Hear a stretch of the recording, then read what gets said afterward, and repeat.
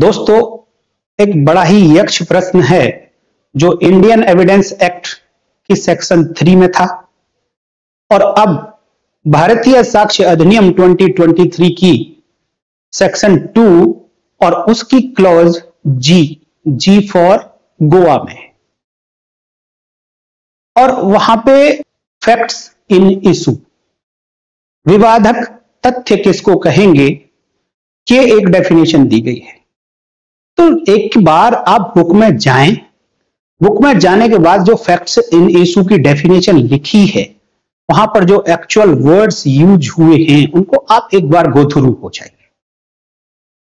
अब हुए भी होंगे, ऐसी बात नहीं है कि पहले आपने ये डेफिनेशन नहीं पढ़ी होगी, लेकिन ये तय है कि जब आप उस सेक्शन को पढ़ने बैठते हैं तो सब कुछ जीरो हो जाता है और कुछ भी समझ नहीं आता है।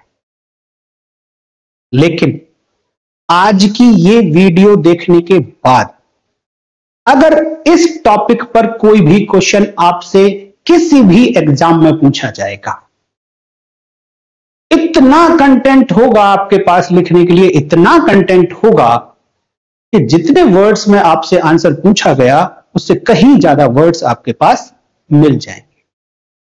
तो शुरू करता हूं दोस्तों। Facts in issue means and includes, यहां दो वर्ड यूज हुए, means and includes. It means ये डेफिनेशन अपने आप में कंप्लीट डेफिनेशन है। जो कुछ मीनिंग बताना था मीनिंग बता दिया है, अगर कोई लिस्ट ऐड करनी थी तो लिस्ट भी ऐड कर दी। अब इसके बाहर जाकर लेजिस्लेचर ने किसी को भी परमिट नहीं किया कि इसका मीनिंग वो कुछ और निकाल दें या इसमें कुछ और ऐड कर दें। Exhaustive definition means and includes, इसका मीनिंग ये है और इसमें ये चीजें इंक्लूड होंगी। Facts in issue means and includes any fact. जो क्रक्स है इस डेफिनेशन का वो है एनी फैक्ट, कोई भी तथ्य।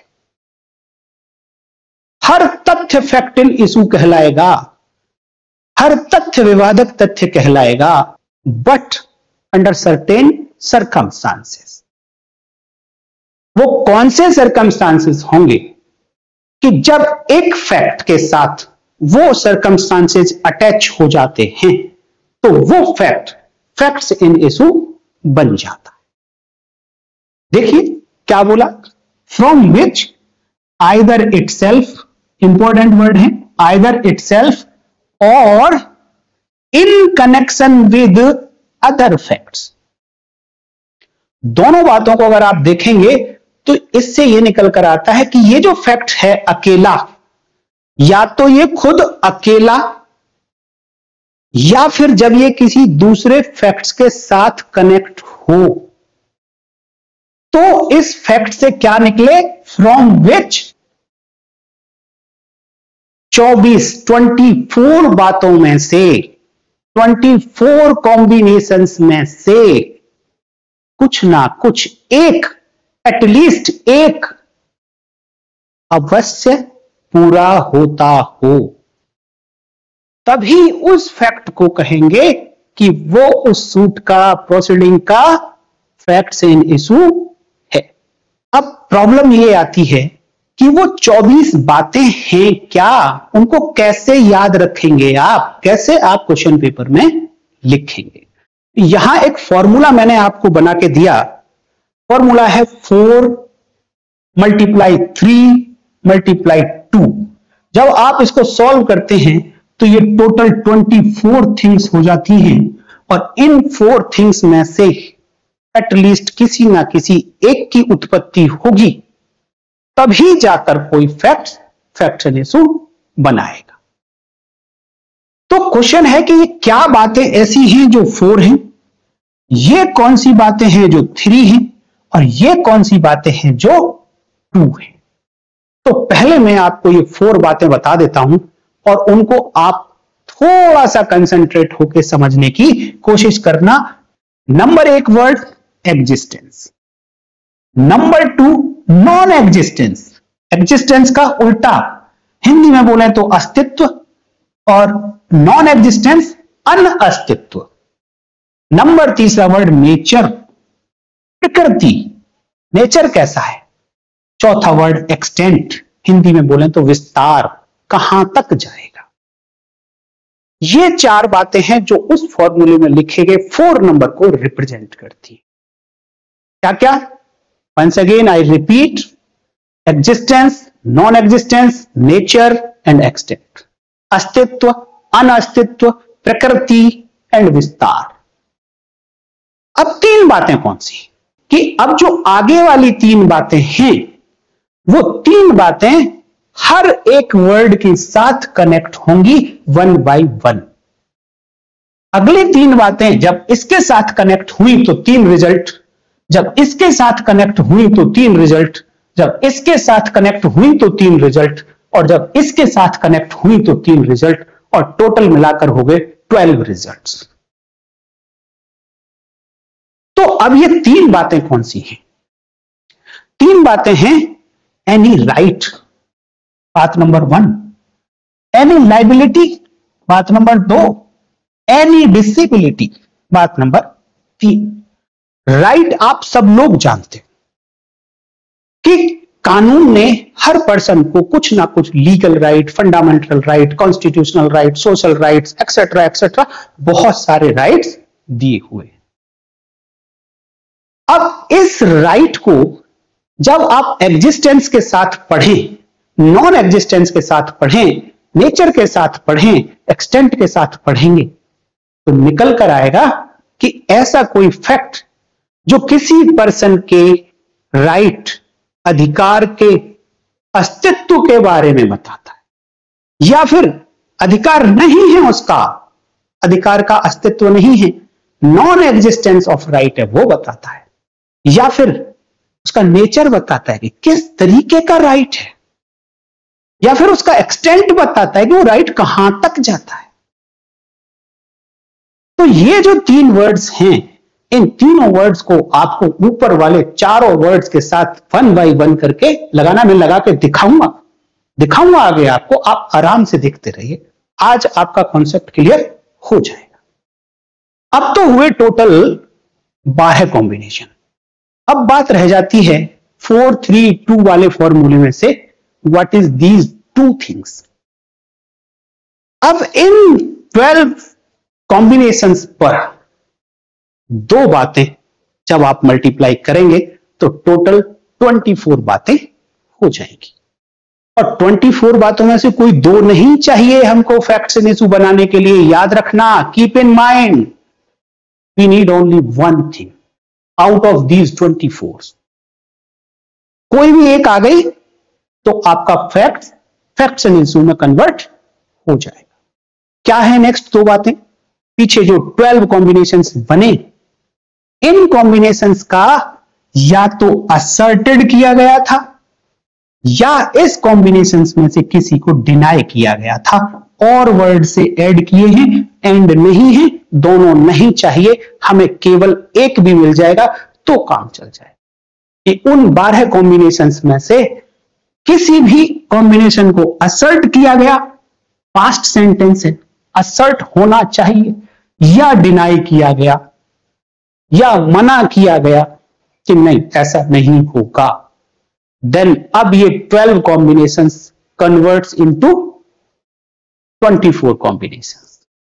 और इन 24 कॉम्बिनेशंस में से जब तक एटलीस्ट एक कॉम्बिनेशन की उत्पत्ति किसी फैक्ट से, या तो अपने आप से उस फैक्ट से, या वो फैक्ट किसी दूसरे फैक्ट के कनेक्शन में आने के बाद इन 24 में से किसी की भी उत्पत्ति नहीं करेगा, तो वो फैक्ट कभी भी किसी भी सूट और प्रोसीडिंग का फैक्ट्स इन इशू नहीं कहलाएगा। इसको और मैं सिंपलीफाई करके आपको दिखाता हूं कि चारों पे इस ऑपरेशन को करके दिखाता हूं कि ये ऑपरेशन कैसे वर्क करेगा। पहला ऑपरेशन लेता हूं मैं उन 4 बातों में से पहली बात के ऊपर, दैट इज एग्जिस्टेंस। इस एग्जिस्टेंस के ऊपर पूरा ऑपरेशन करेंगे। Existence of any right, existence of any liability, existence of any disability, तीन बातें। अब मैं थोड़ा सा आपको यहां पर राइट तो मैंने बता दिया, लाइबिलिटी एंड डिसेबिलिटी के बारे में थोड़ा सा बताना चाहूंगा, क्योंकि जब बात चली है तो फिर पूरी बात कर लेते हैं। अधूरी बात कई बार नुकसान दे जाती है और फिर उसके लिए कहीं आपको दूसरी जगह जाना पड़ेगा कॉन्सेप्ट को जानने के लिए। देखिए, अगर किसी पर्सन ने कोई ऑफेंस कर दिया है, किसी दूसरे पर्सन के राइट का वायलेशन कर दिया है, तो अब उसकी लाइबिलिटी लॉ ने फिक्स कर दी है कि उसको ये पर्टिकुलर पनिशमेंट मिलेगी, उसे ये पर्टिकुलर कंपनसेशन देना पड़ेगा, उसे पर्टिकुलर ये डैमेजेस देने पड़ेंगे। ये उस पर्सन की लाइबिलिटी फिक्स की गई है, उसका दायित्व बना दिया गया है कि आपको अब ऐसा करना पड़ेगा। ये वो वाली लाइबिलिटी है। डिसेबिलिटी, निर्योग्यता, हिंदी में बोलते हैं निर्योग्यता। किसी एक्ट को करने के लायक ही नहीं था वो पर्सन। एक पर्सन के ऊपर रेप का आरोप लगा दिया गया और वो कहता है कि I am not able to commit rape due to some medical problem. तो वो जो रेप करने के लिए कैपेबल नहीं था, कैपेबिलिटी नहीं थी, वो उसकी डिसेबिलिटी थी। और जब जब डिसेबिलिटी की बात आएगी तो आप नोट करना कि जितने भी एक्सेप्शंस लॉ में लिखे गए हैं वो कहीं ना कहीं डिसेबिलिटी में कवर होते हैं। अगर एक पर्सन कहता है कि मेरी तो डिसेबिलिटी एग्जिस्ट करती है, इट मींस एक पर्सन अपनी डिसेबिलिटी की एग्जिस्टेंस को असर्ट कर रहा है। मींस इन 24 बातों में से एक कॉम्बिनेशन की उत्पत्ति हो गई और अब जिस फैक्ट के थ्रू ऐसा असर्शन कर रहा है वो फैक्ट इस प्रोसीडिंग में फैक्ट चेन इशू बन जाएगा। देखो, एग्जिस्टेंस ऑफ दीज थिंग्स और करके राइट को किसी ने असर्ट किया, राइट को किसी ने डिनाई किया, लाइबिलिटी को किसी ने असर्ट किया, लाइबिलिटी को किसी ने डिनाई किया, डिसेबिलिटी को किसी ने असर्ट किया, डिसेबिलिटी को किसी ने डिनाई किया। एक वर्ड, 3 ऑपरेशन, उस पर फर्दर 2 ऑपरेशन, कितनी बातें हो गई? टोटल 6 बातें हो गई। और इन 6 बातों में से कोई ना कोई बात नेसेसरीली फॉलो करती है, अवश्य ही उत्पत्ति इन बातों में से हो किसी की, देन उस फैक्ट्स जिससे ये बातें उत्पन्न हुई वो फैक्ट इन इशू कहलाएगा operation number 1। Now see the operation number 2 on the word non existence. दूसरा वर्ड है नॉन एग्जिस्टेंस ऑफ सिमिलर, वही चीजें जो एग्जिस्टेंस के साथ में 3 बातें थी, फर्दर 2 बातें थी, सेम बातें नॉन एग्जिस्टेंस के साथ। Non existence of any right, कोई कहता है कि तेरा तो राइट ही नहीं है, फैक्ट इन इशू हो गया। कोई कहता है कि तुम्हारी तो लाइबिलिटी एग्जिस्ट नहीं करती है, मेरी तो लाइबिलिटी कोई एग्जिस्ट नहीं करती है, नॉन एग्जिस्टेंस ऑफ लाइबिलिटी है। नॉन एग्जिस्टेंस ऑफ डिसेबिलिटी है। 7 साल से कम उम्र का बच्चा, एक पागल व्यक्ति, उसने कोई ऑफेंस कर दिया और वो प्ली लेता है कि मैं तो डिसेबल हूं ऑफेंस करने के लिए, बट प्रोसिक्यूशन कहता है no, there is no existence of your disability, it becomes a fact in issue. और इन्हीं बातों को आगे फर्दर देखें कि this non existence of any right, liability और disability asserted by one person or denied by another person, similarly asserted or denied, necessarily follows। इन 6 बातों में से भी कोई ना कोई एक बात अवश्य ही उत्पन्न हुई थी, देन उस फैक्ट, जिस फैक्ट से ये बातें उत्पन्न हुई उस फैक्ट को फैक्ट इन इशू कहा जाएगा। तीसरा ऑपरेशन, सिमिलर ऑपरेशन। तीसरा ऑपरेशन नेचर। नेचर, प्रकृति कैसी होगी? What nature? Nature of what? Nature of any right, nature of liability, nature of disability. आप बताइए सारी बातें। और इनको जब राइट को, लायबिलिटी और डिसेबिलिटी को एक पर्सन असर्ट किया, डिनाई किया दूसरे ने असर्ट किया लायबिलिटी और डिनाई किया, डिसेबिलिटी असर्ट किया या डिनाई किया, 6 बातें हो गई। और इन 6 के 6 में से कुछ भी अगर नेसेसरली फॉलोज हुआ और जिस फैक्ट्स के थ्रू फॉलो हुआ वो फैक्ट इन इशू बन जाएगा। लास्ट, अभी तक टोटल आप 12 कॉम्बिनेशन पढ़ चुके हैं। लास्ट वन वो है एक्सटेंट ऑफ एनी। सिमिलर वही बात है, extent of any right, right कहां तक जाता है, एक्सटेंट ऑफ लायबिलिटी, लायबिलिटी कितनी है, एक्सटेंट ऑफ डिसेबिलिटी, कितना डिसेबल है। और इन फैक्ट्स को भी क्या किया, किसी एक पार्टी ने असर्ट किया, दूसरी पार्टी ने डिनाई किया, असर्ट किया, डिनाई किया, असर्ट किया, डिनाई किया, और 6 फिर से कॉम्बिनेशन बने और उनमें से कोई भी एक बात किसी फैक्ट से अवश्य ही फॉलो होती है, नेसेसरीली फॉलो होती है, उत्पन्न होती है, देन उस फैक्ट को फैक्ट्स इन इशू इस प्रोसीडिंग और सूट में कहा जाए।